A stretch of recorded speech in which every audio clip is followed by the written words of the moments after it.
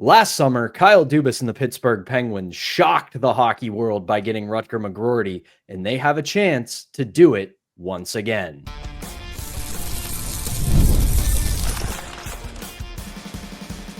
You're Locked On Penguins, your daily podcast on the Pittsburgh Penguins.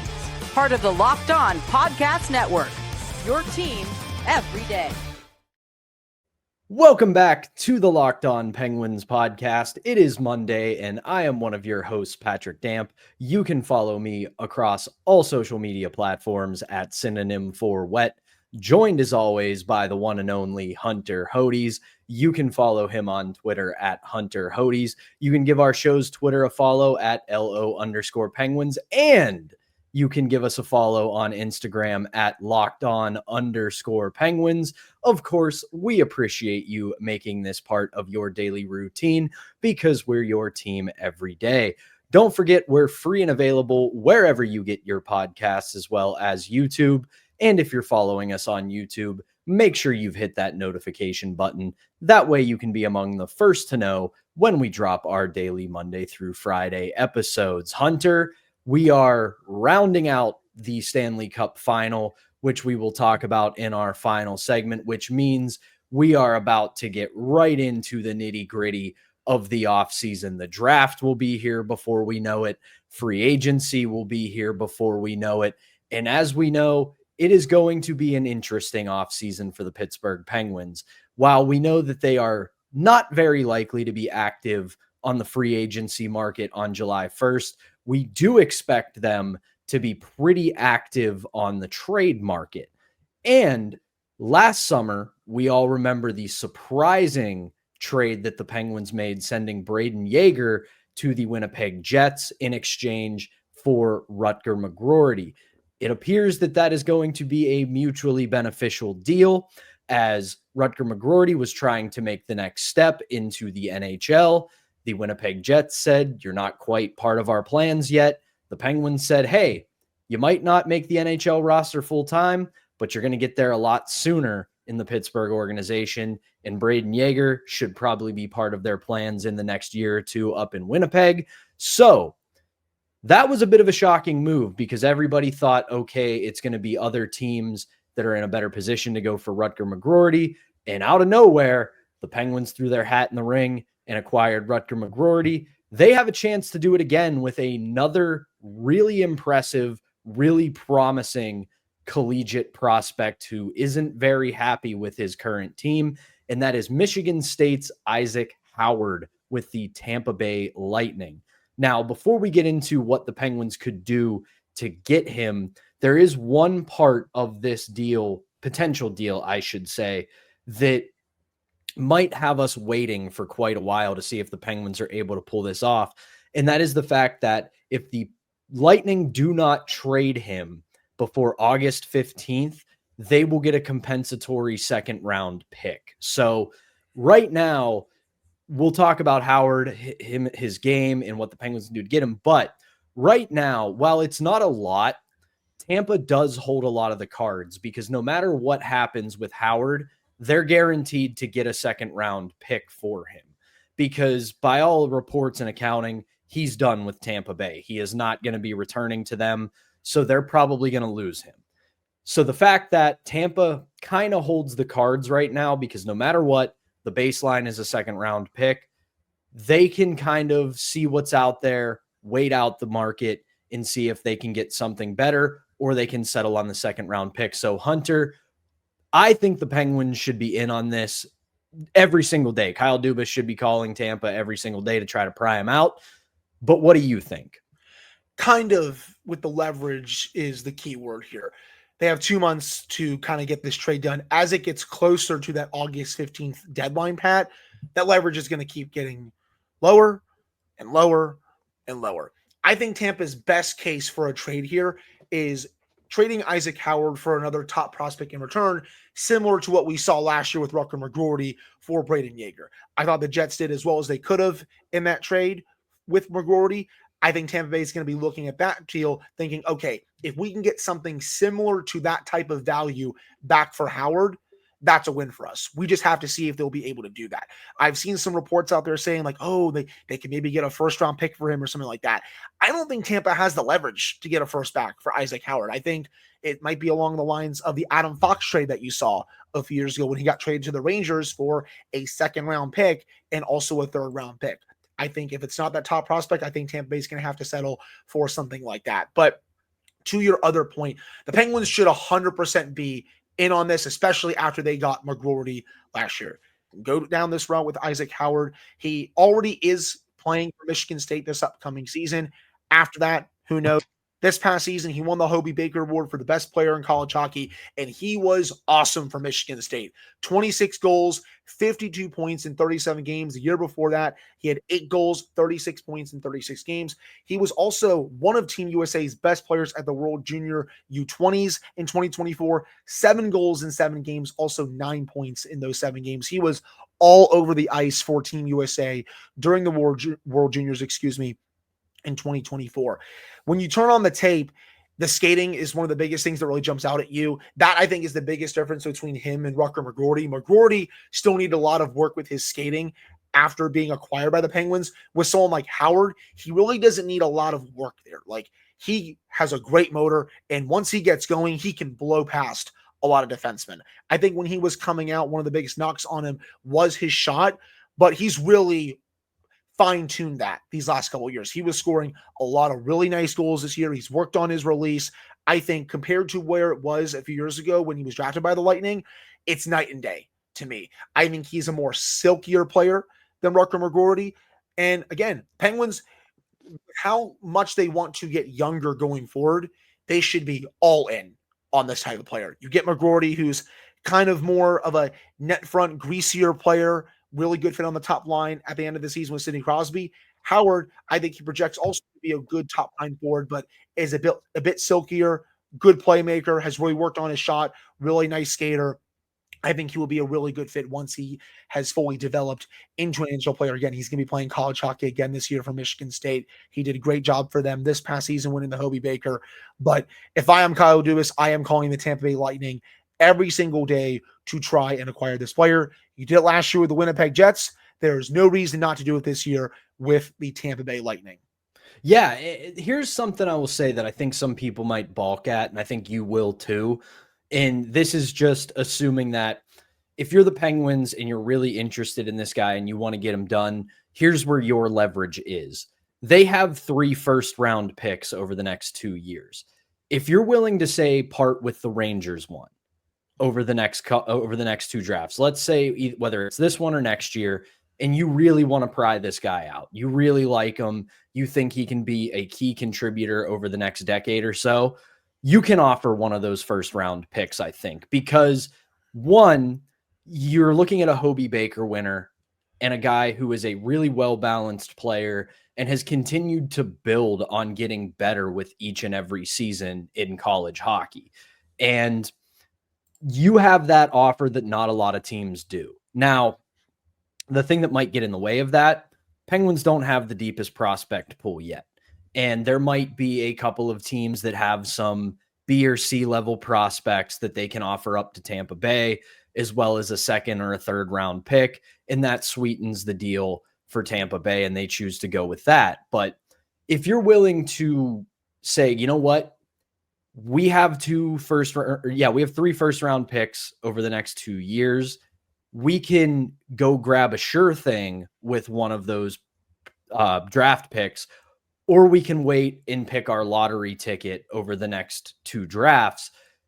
I wouldn't be against it. Now, I would want to know what else would go along with it, because I don't think this is worth breaking the bank over. He's a solid player, a lot of potential there. Is he a superstar? No, probably not. But at the end of the day, if you can use their leverage against your own to get him, I wouldn't hate that idea. See, I don't think he's going to cost a first. I think to me that's a bit of an overpayment. Again, I like the player, but say you get the 12th pick this year from the Rangers. Say they're like, okay, we're going to give you our pick this year. We're going to keep our pick next year. I think the 12th overall pick for Isaac Howard is a little too rich for me.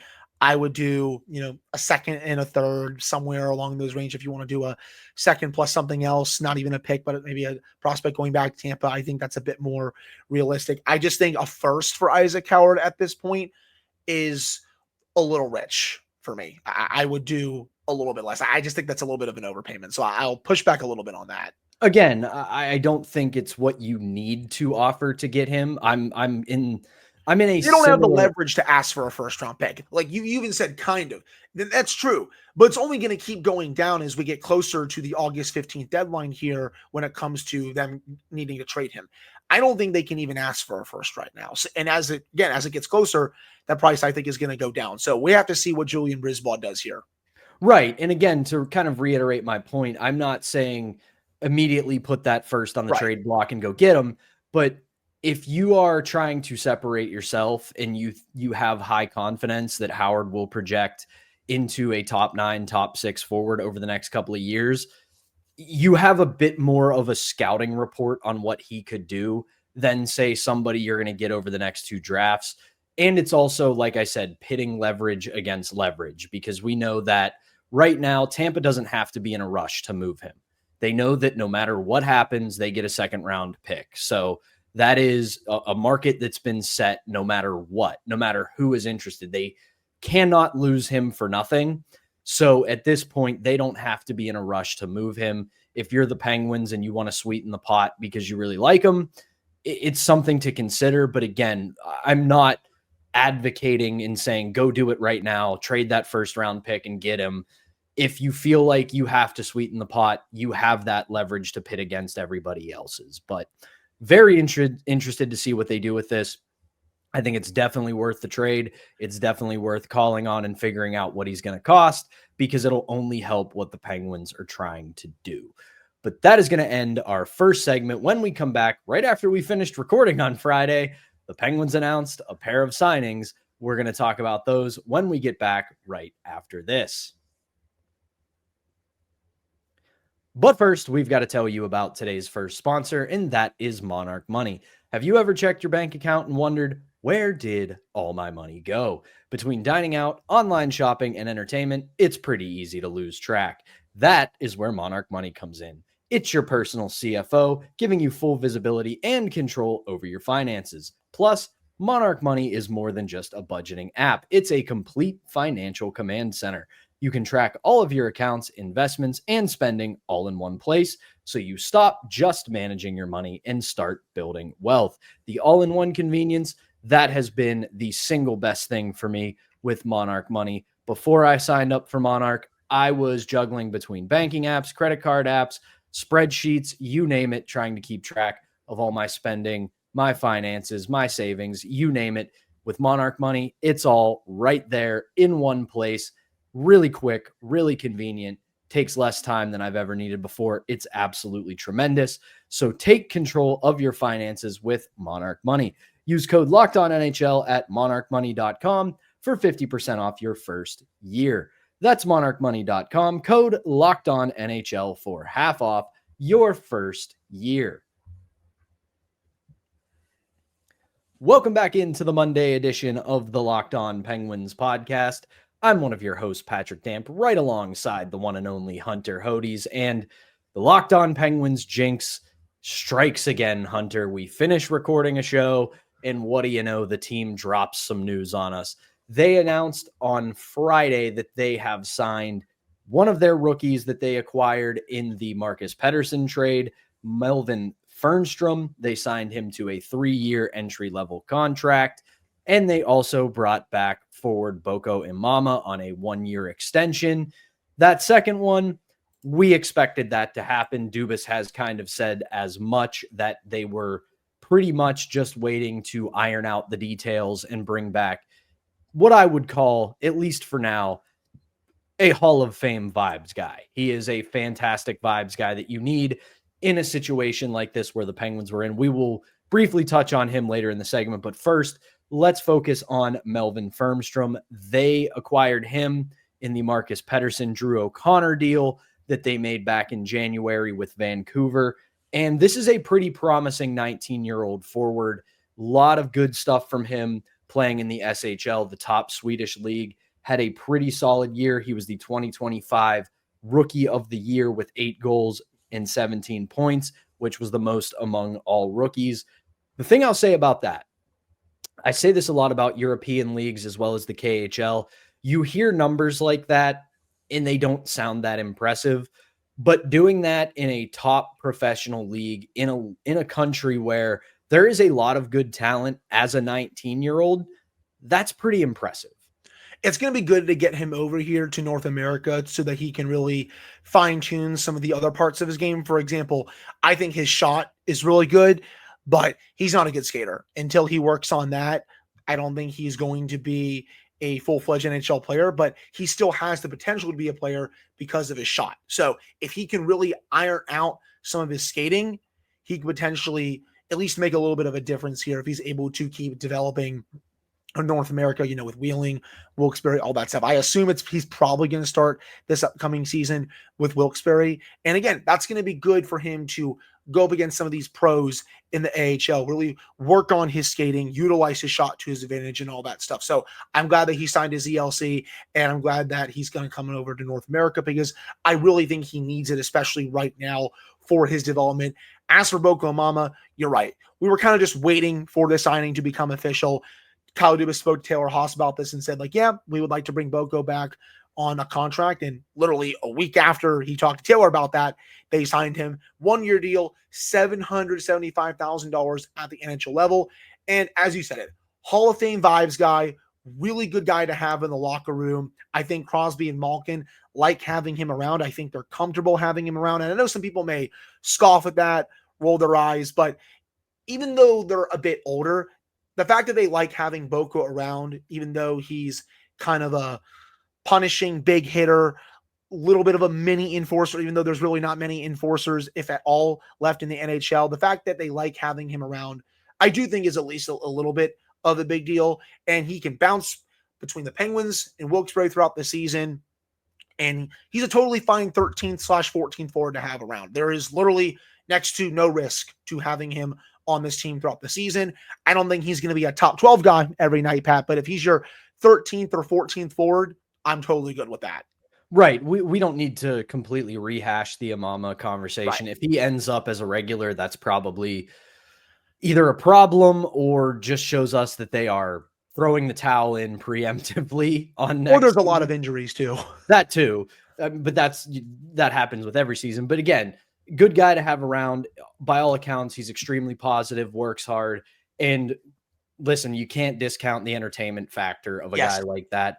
When you're a team like this, in this position that the Penguins are, and you get into those slog February games where everybody's just counting down to the Stanley Cup playoffs and going through the motions, having a guy like Imama to throw a couple big hits, maybe get in a fight, gets the fans going. It's nice to have. Back to Fernstrom real quick. One of the other things that really stood out to me is his play internationally. He was a big-time contributor for the Swedish junior under-20 team. He played 12 games for them last year, 11 goals, 7 assists, 18 points on the international stage. So you can see when he starts to go up against other top competition on an international level, the offensive abilities are there. And again, being only 19 years old, being able to put up these kind of numbers in the SHL and then on the international junior stage, this is a player that if you really start to acclimate his game to North America, let him develop for a little bit, whether it's Wheeling, Wilkes-Barre, or both, and really let him get a handle on what it's like to be a North American pro, this could be a guy who could project into a top 9 forward for the Penguins. Yeah, we just have to see. They kind of took a flyer on him in the Marcus Pettersson trade, and why not? You have to take as many flyers on players as you can, especially with where the Penguins are right now. But if you can get him over here, really keep developing him, especially with his skating, I do think he will have the ability to turn into an NHL forward. We just have to see what happens. But I think for this upcoming season, you'll probably see a lot of it in Wilkes-Barre, but you may see a little bit of it with Wheeling as well. I'm excited to track him throughout this upcoming season, especially now that he signed his ELC. So good news on that front. Also, love the name Melvin for a first name. Absolutely awesome. And then for Boko, again, literally no risk for that signing. Good 13th, 14th forward to have around. And when he plays, something really fun is going to happen. Absolutely. And again, real quick to add to end of the segment, biggest thing we got to keep in mind for the next couple of years is you're going to see a lot of these, like Hunter said, a lot of these flyers. Part of it is going to be just seeing what you got, throwing as much against the wall, seeing what sticks. But again, I come back to this is something that I think Kyle Dubas is continuing with the Penguins that has been a trend for the past couple, we'll say decade and a half at least. Penguins are really all in on developing and using their minor league clubs. They're really all in. Wheeling's not just an ECHL affiliate that they have to have. They want players to go down there and develop. Same thing goes for Wilkes-Barre. They want these guys to play good, meaningful hockey at the minor league level so they can learn how to be pros. They can learn how to win. And for a lot of them, they can learn how to win and grow together. So when they hopefully develop into NHL talent, they will be ready to take that step together with the big club. He was also a former third-round pick. So anything like you get out of him at the NHL level, man, like that's such a big bonus because of the way the draft works with the NHL. So again, it's a flyer. You throw it at the dartboard. Let's see what happens. We're really mixing metaphors here, so I think that means it's time to put a cap on this segment and move along to our final segment. When we come back, we are going to talk about some reporting from Josh Yohe today about Evgeni Malkin, as well as quickly touch on the Stanley Cup final and where it stands right now. We will do that when we get back. Stick with us. We'll be right back.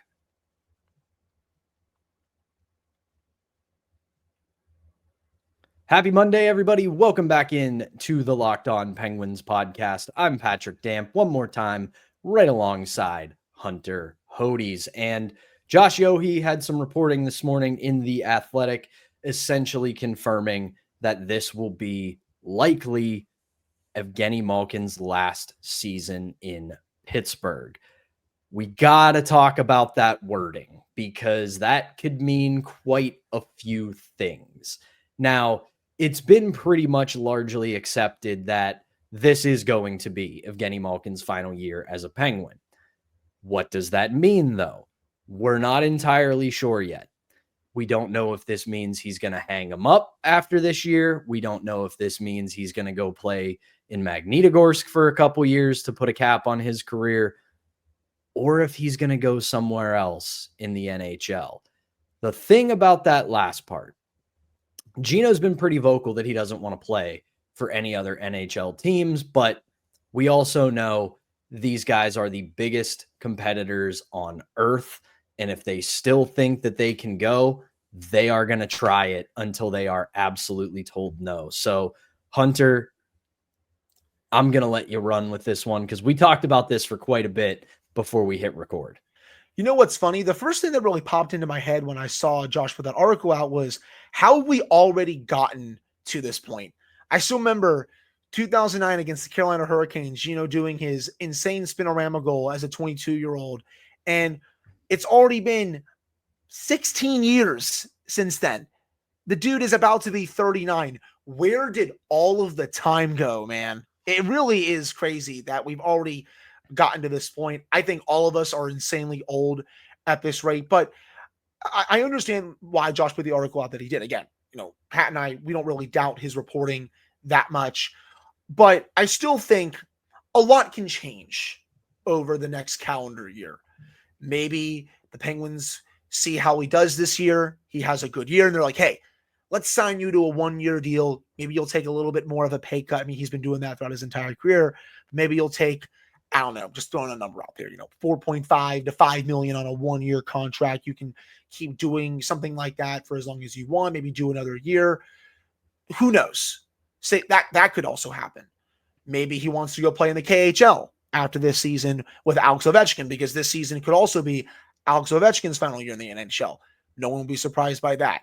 I still would be a bit sick if the Penguins decided not to re-sign him, Pat, and he went on to play one more season in the NHL for another team. I think that would just be, I don't know. It would kind of just give me the hibby-jibbies. I would feel kind of gross about it, to be honest. I don't think it's going to happen, but if it did, I would kind of feel a bit nasty with it.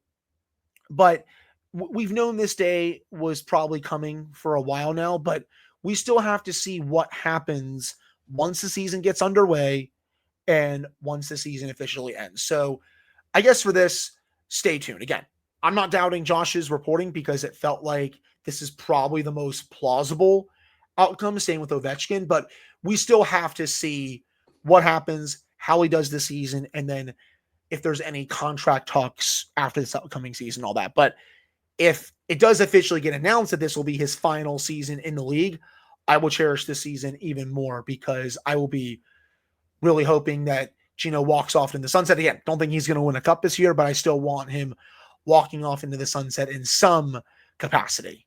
That's kind of where I am. And I'm sorry, everybody, but I have to do it. I have to talk about the potential nuclear option. And as I said to Hunter before we recorded, it's 1 in a billion. It is 1 in a billion, probably never going to happen, but there is also the potential of him being traded. And while I highly doubt it would ever happen, you can see a world where he doesn't have a down year, but he doesn't have a great year. And you understand that you're probably not going to re-sign him. So you can send him somewhere. I can't believe I'm going to say it.